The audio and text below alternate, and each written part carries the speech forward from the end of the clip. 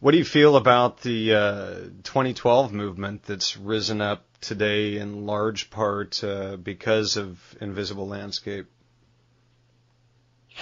Well, again, I am actually a skeptic about the 2012 movement for all the reasons that I just said in my criticism of the time wave. I'm sort of unsympathetic to it because I think that, I think, as I say, in some broader context, we're right. Terence was right. We are headed towards some sort of, singularity, some sort of radical change in the way we live on the earth. But I think in some ways it's irresponsible to tie all your hopes and all your expectations to 1 year or one particular event. If you look at the history of prophecies, if you look back, one thing you can say about the history of prophecies is they have always failed. There hasn't been a single one that's ever come true. Right? I can't think of one. Y2K is a perfect example of that, and to me, it almost seems like Y2K is a perfect example. Well, to me, it's always seemed like the whole 2012 thing is sort of a neo-pagan repackaging of the Christian apocalyptic theme. Well, I completely agree. Yeah. It's exactly, that's what it is. And again, people, it is exactly that, the expectation that Jesus is going to come and save us, or, the alien space brothers are going to show up in their mile-wide ships and save us. And what I tell people is, forget it. This is an excuse for not taking responsibility for yourself. Exactly. Jesus ain't coming. I'm sorry. The aliens ain't coming. I'm sorry. It ain't going to happen. We're in a pile of shit here. And it's up to us to get out of it. It's up to us to take responsibility. So, in some ways, this has sort of become my latest rant. I'm sort of saying, don't expect anyone to come along. As a species and as individuals, we're more than ready to give up responsibility. We want wisdom dispensed from a guru or a priest, Yeah. We want salvation to come from outside. We want some cosmic force, to intervene in history and save us from ourselves. I think that the whole 2012 meme is unhealthy in a sense, because again, it provides an incentive for people to not take responsibility and to sort of, hope that, after 2012 it'll all be good, and, but no, there's no reason to think that, Are you? And so, the thing is, and it encourages us to put it off, and right. we may not have till 2012, Things are going to hell in a handbasket, and we need to get on it, and not wait around for some postulated salvation. Were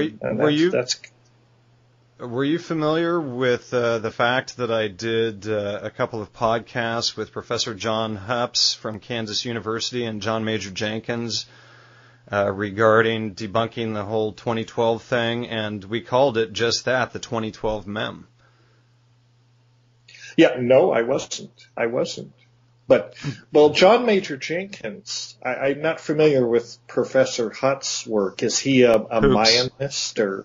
Yeah, he is. He's an anthropologist. He's director of the global, I think it's Global Indigenous Studies program out of Kansas University. But, he's a anthropologist, Maya scholar, graduated from Harvard, and I've been in touch with him for a number of years. We've had many great conversations, and he has always separated Jenkins' work out from the rest of the 2012 group, and he wants Jenkins to submit his research for peer review.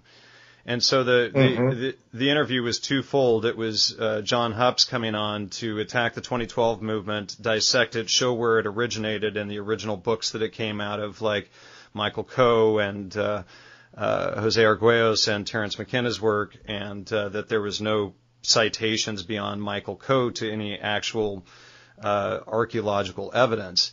And then John Major Jenkins came on to defend a couple of points that Hoops attacked his work on, defended them very well, in my opinion, and then he also has, really despises the 2012 movement, but he's found himself caught up in it to his own angst, So I just thought I'm a little more familiar with John Major Jenkins, and I'm in agreement with this other professor. I respect his work more because, it's more focused on the astronomical side of it, and there's no doubt, that's real. I mean, there are some very interesting astronomical alignments, this conjunction of, the solstice point with the galactic equator and the ecliptic and all this. I mean, that's pretty much, built into celestial mechanics. So, these conjunctions will take place, no doubt about it. But does it have a significance as far as events on Earth? I just don't think so. I mean, maybe on a symbolic level, but it's sort of like the harmonic convergence. Well, I would argue it's more like I would argue that it's more like December 21st or I'm sorry, December 31st and January 1st. It's symbolic. Yeah, okay, it's the new year. Yay, whoopee, and that's about the extent of it. And that's about it. Yeah. So I'm kind of with them on that. I mean, yes, it is the end of the Mayan calendar, and what does that mean? Well, a lot of Mayanists will tell you that, well, the whole thing resets at that point, and life goes on.